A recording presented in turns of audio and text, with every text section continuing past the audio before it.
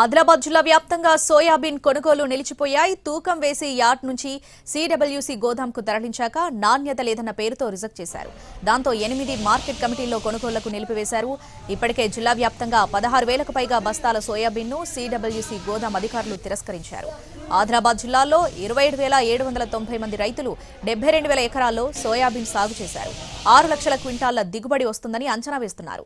27,000 మంది సాగు చేస్తే కేవలం 6,989 మందికి చెందిన 1.56 లక్షల క్వింటాళ్ల సోయా మాత్రమే కొనుగోలు చేశారు అధికారులు. కొనుగోలు చేయకపోవడంతో ప్రైవేట్లో తక్కువ ధరకే విక్రయించుకుంటున్నారు రైతులు. మద్దతు ధర 5,328 ఉండగా ప్రైవేట్లో కేవలం 4,500కే కొనుగోలు చేస్తున్నారు. ఒక్కో క్వింటాల్కి సుమారు 1,000 రూపాయలు లాస్ అవుతున్నామని రైతులు ఆవేదన వ్యక్తం చేస్తున్నారు.